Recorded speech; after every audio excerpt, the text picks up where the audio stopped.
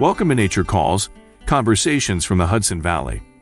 Our team's goal is to present science-based information about gardening and all things nature in New York's Hudson Valley. Hosts Jean and Tim, along with team members Teresa and Linda, are Master Gardener volunteers for New York's Columbia and Greene counties. So if you're interested in gardening or nature, or nuggets of information about what's happening outside your door, settle in. Enjoy the conversation. Whatever the season, we have something to say.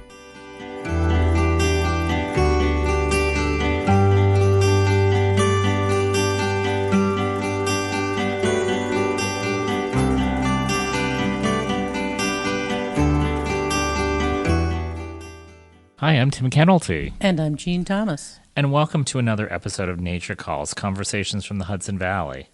Today, we'll be talking to Barbara Bravo, an Ulster County Master Gardener volunteer and an expert on shade gardening. Welcome, Barbara.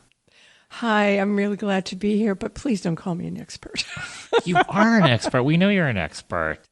And you're going to tell us a little bit maybe about your background and how you became a master gardener, why you did, how long you've been a master gardener, and why you're an expert on shade gardening.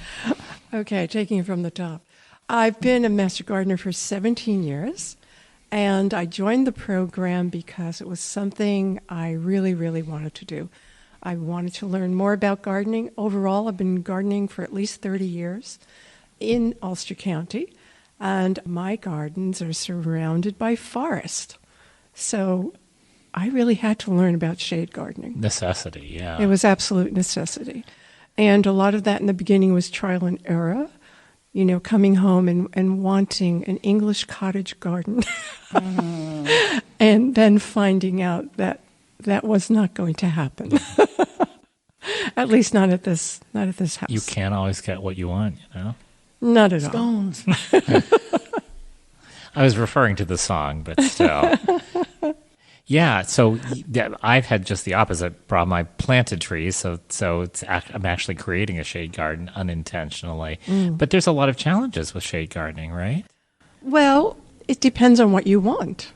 You know, if you're going in there and saying, I want an English cottage garden, right, you have a problem. Right. And if you're more willing to be observant, look at what's there, try to understand the conditions that you've been dealt, then you can find your way.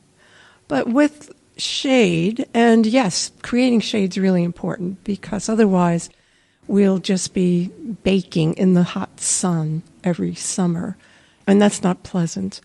I have a lot of eastern exposure, so that's really quite pleasant. I get the morning sun on that side. And then there's southern exposure, but it's a lot of dappled light because of the trees. But then there's the western sun, and that's the harshest. And in actuality, on that side of the garden, I will trial full sun plants. Mm-hmm. But it is a challenge, but also the advantages to shade is plants grow more slowly. They don't get as big. Their requirements are less. You don't really have to concentrate on watering. That has a lot of advantages. Yeah. So there's all kinds of variations of shade, like you say, from the different directions. You get different qualities of sun and light. I know at my house I get 6 hours in the morning on one side, and then in the afternoon the western sun comes in and hits it for another 3 or 4 hours. So I get sunflowers up the wazoo. Mm-hmm. But if you look at it at the wrong time of day, you're going to think it's a shade garden. Yes. So you need to be aware time-wise of when and where it's shady. Yes, so throughout the day, for sure, and also throughout the seasons. And I also have friends who have lived in their homes now because I'm very old. Tim will deny it, but I am. And so are my young friends, and they've all lived in their homes for 20 years and can't understand why they can't grow the tomatoes they used to because, of course, everything around them's grown up taller and block light. Yes. I've had that experience myself. So it's much more complex than just saying, like, you have shade or you have sun, right? Yeah, there's just so many different degrees of it. Again, part shade is, you know, I've seen one description which really boggles the mind, and it says part shade is from 5 to 10 hours of direct sunlight. And I'm like, nowhere on my property do I get that much. You know, You'd be growing roses. I try. And I do get a few. Yeah.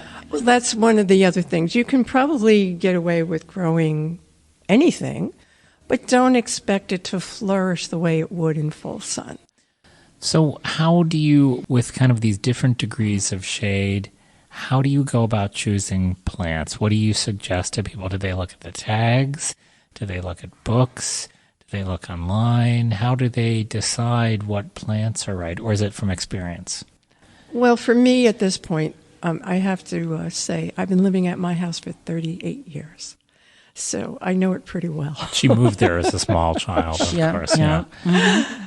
I don't trust the tags. The tags are way, way too general. Mm-hmm. Even catalogs will classify things a certain way, and then I try them, and I'm disappointed because they're not living up to what I expected. So I will use it as a guide, but I won't put all my faith in what the tag recommends.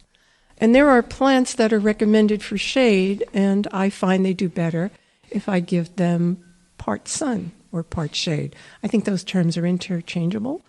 Eucharis, for instance, they're supposed to be fine in part shade and shade, and they don't do well on my property in those conditions. I have to put them in sunnier sites. So we also talk about dry shade versus moist shade. Yeah. So if you see a fern, you know it's probably moisture shade.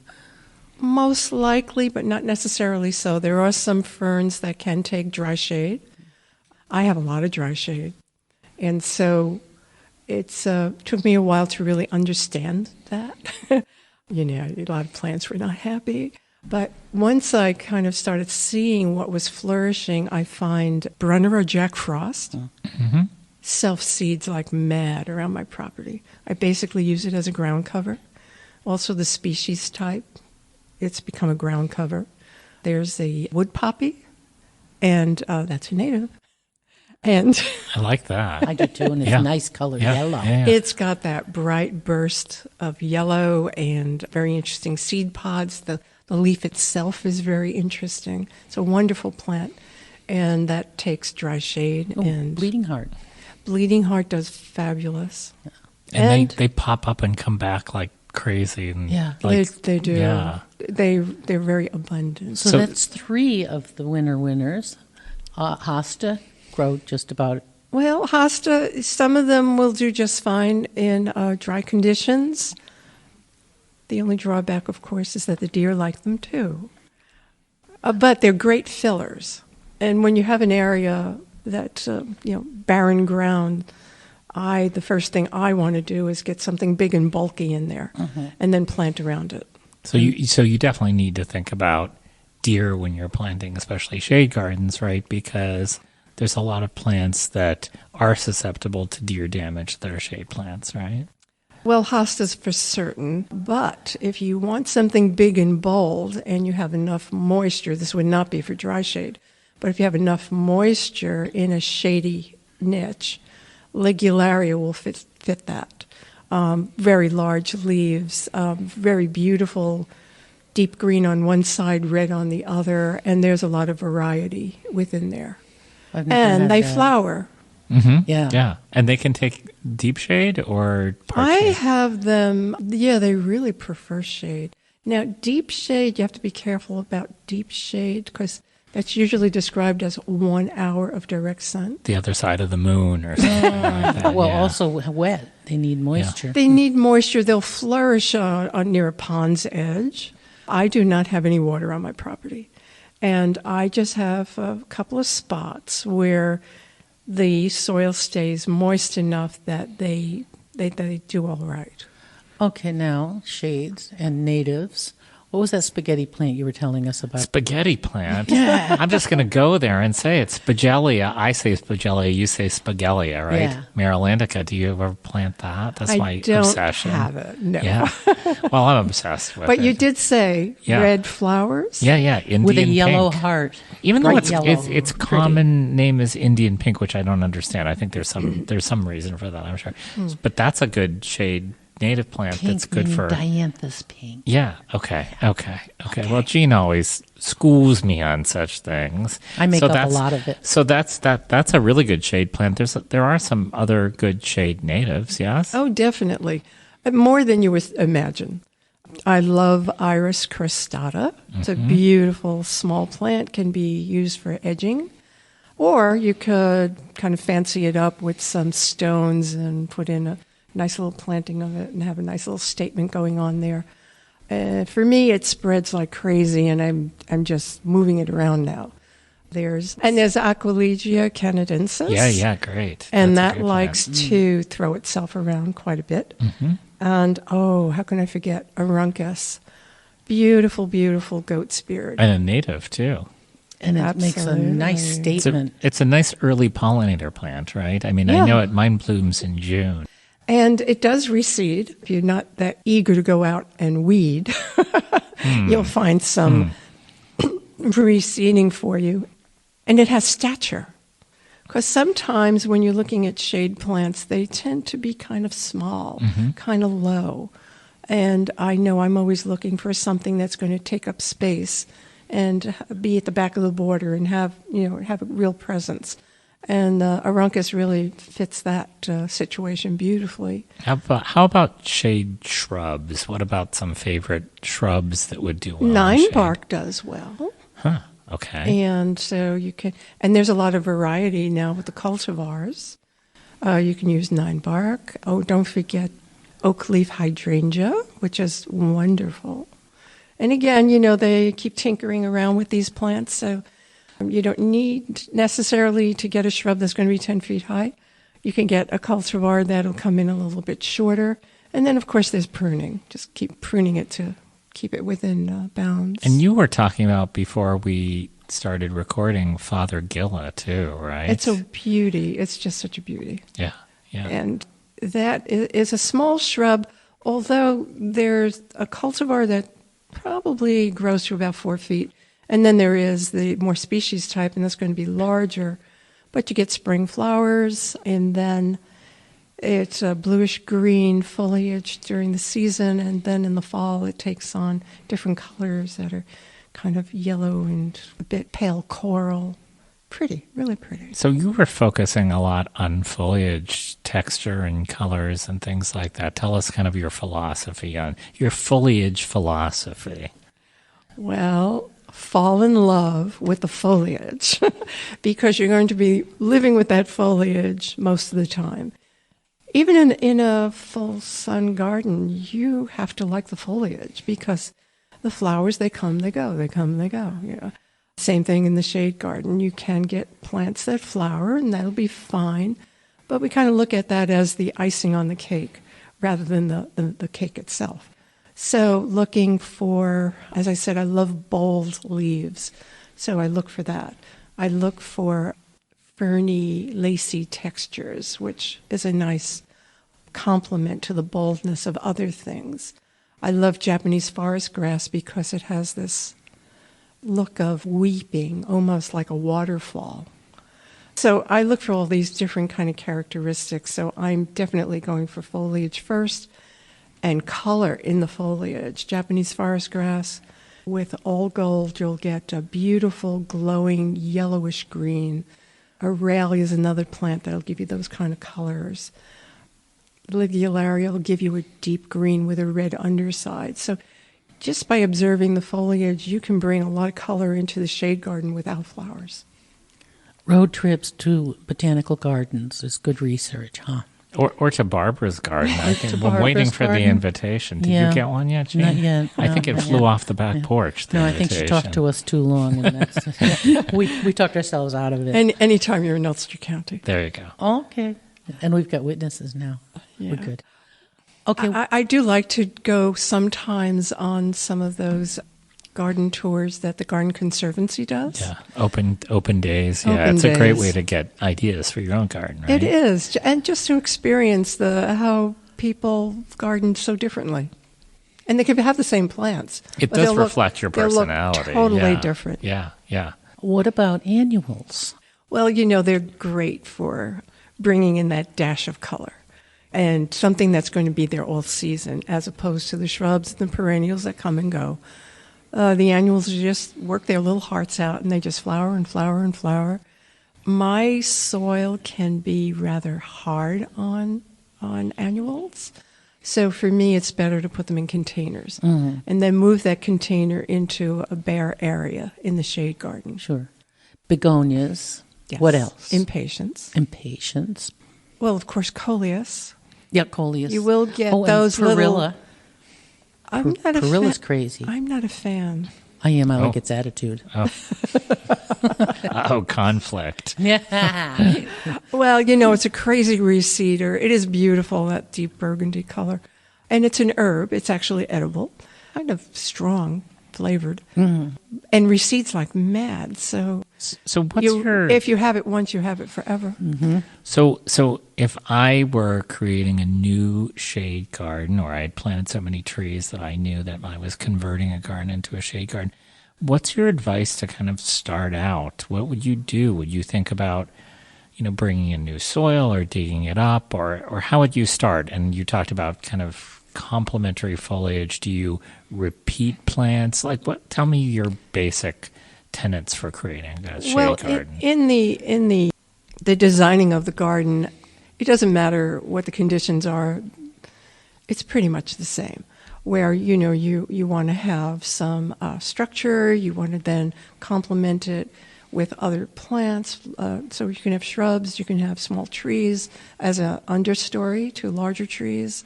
So you really want to layer it, but then break the rules a little bit. So all of that, it pretty much applies across the board, except when you're doing it in shade, you'll want to be more selective about what those plants are and learn either through resources or experience what they can tolerate. But there's shade everywhere. Plants cast shade. So a tall plant's going to cast shade for a smaller plant, other than the trees. You mostly just really need to be mindful about root competition, because that will cause the environment to be very dry, suck up all the nutrients that are in the soil. So these are the things you need to be mindful of. So you don't plant directly under trees then? Not directly. I never really plant up close to a tree. There's no need. You can plant some ground covers and let them meander in and just, my property came pre-planted with vinca. So vinca is everywhere. Vinca is like the carpet. And it tends to be in these shady areas under trees. It's already there, so it's just like, okay, I'll just plant around it. It sounds like as a shade gardener, you have to have a little bit more patience because the plants grow more slowly, and you kind of have to step back and kind of look at things and look over the seasons, maybe a little bit more than sun gardens. Is that true, do you think? Well, the plants do grow more slowly. So I compensate for that by planting tighter. So if you're in a sun-loving garden, you might see recommendations of 15 to 18 inches for a plant. So in my shade garden, I go, I'm going to try 10 to 12 inches. So I want more plants, so that pushes up the cost a little bit. But I'll plant it heavily so that it fills in a little bit faster, and then try to have the time to go in and edit. And do you since you plant more tightly, do you not use mulch then, or are you a mulcher or a non-mulcher? I'm trying to get away from mulch for many reasons. I think we can do better with a living mulch, which would be ground covers, and it's a different look. So it's not going to be as formal. It's much more naturalistic. It's the way nature would cover an area. So you have to make peace with that. But then it's also much lower maintenance. Mm-hmm. You don't have the weeds. In the shade garden, you don't have as many weeds anyway. And, I will use mulch if I've got some bare spots and I just need to cover that ground. You got to keep the ground covered in any case. Okay, so now we've talked about natives, which Tim adores, and pollinators are the other part of the native fascination. Are there pollinators? Is there a lot of pollination going on in the shade? I always picture bees buzzing around in the sun. That's a very interesting question. I know you have fritillaries because you told us that when you first came in, and that's because you have violets as their larval plant. So you have some pollination going on, right? Yeah, well, I do find that, maybe they're not going to go into the deeper shade. They're not going to necessarily find anything in there because it's not going to be a heavily blooming area. But, certainly in the part shade or the edges of the forest, they'll find things. One of the best pollinating plants I have is an English boxwood. Now, are pollinators plant specific? And some of them are. They will only go to certain plants for their nectar or pollen or whatever. But then there are generalists. Mm-hmm. And on this boxwood, I was out in the area, it was last year or so, and I was, fooling around out there. I don't know what I was doing. But in any case, I hear this noise, and I'm looking for the sound, and it's buzzing and buzzing and buzzing, and it was the boxwood, and the boxwood was in bloom. Mm-hmm. Now, English box is very different from the Asian varieties. This has a sweet scent, a beautiful, almost honey-like sweet scent. And it was covered in every kind of pollinator I could think of, all kinds of bees, all kinds of other little flies. I mean, it was just covered. It was amazing to me. And it looks shade, or is this It's a in shade part lot? shade. Okay. It's in part shade. Put it on the list, Tim.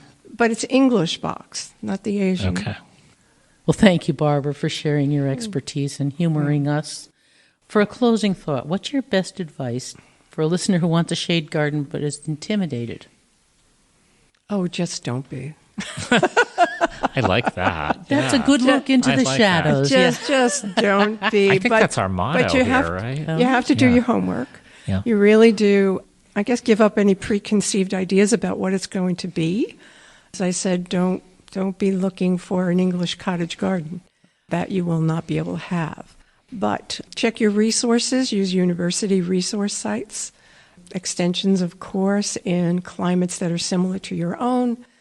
And a good book.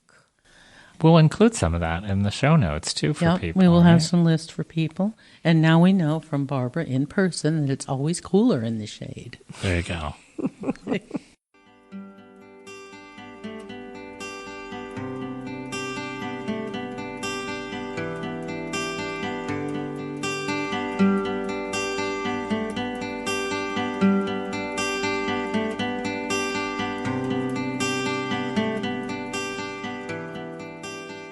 That concludes another episode of Nature Calls, Conversations from the Hudson Valley.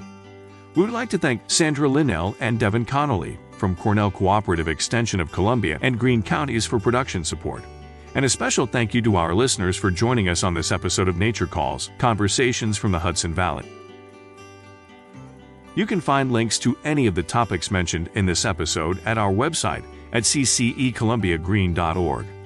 Comments and suggestions for future topics may be directed to us at columbiagreenmgb@cornell.edu or on the CCE Master Gardener Volunteers of Columbia and Greene Counties Facebook page. For more information about Cornell Cooperative Extension of Columbia and Greene Counties, visit our website at ccecolumbiagreen.org or visit us in Hudson or in Acre. Cornell Cooperative Extension provides equal programming and employment opportunities